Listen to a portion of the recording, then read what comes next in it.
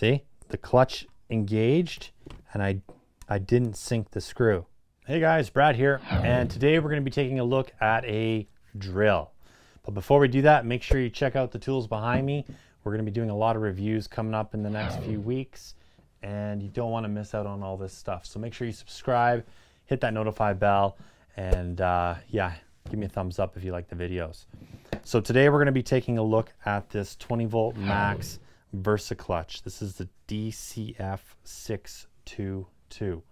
Now this isn't a tool that everyone needs to have. This is something that, in my opinion, if you're doing a lot of metal work like siding, roofs, you got to have a tool just like this, or this tool. This thing is a pretty sweet little specialty tool, I should say, to have. Some guys I've read in the forums are using this for drywalling. I don't quite understand why you would use this gun for drywalling. It just doesn't make any sense to me. Yes, you could put drywall screws in with it, but really just get a drywall gun. It's just not really meant for that.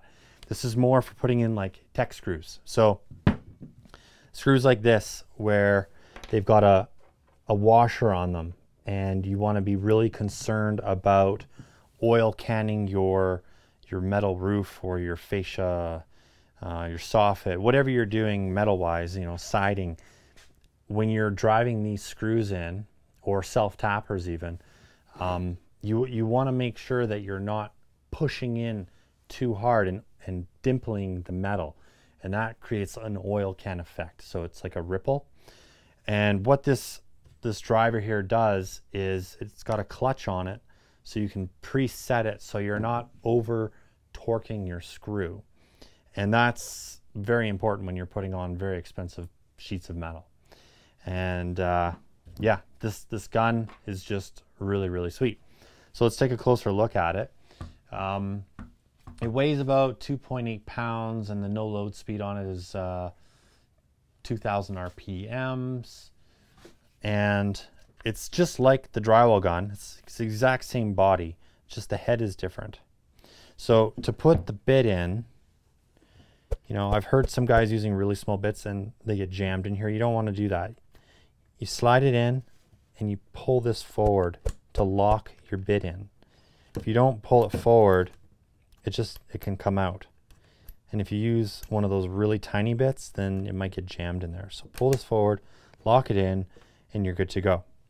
Now, there's all these presets here, and there's this little divot here. This is how you kind of preset the different numbers of your torque level, okay? It's like a clutch, essentially. And so when I'm driving, if I'm on like level 10, it will release at a certain torque, okay? So we've got a few screws here. We're just gonna drive them into this wood. I don't have any metal to demonstrate, unfortunately, but you get the same idea just using a piece of wood and the clutch on this.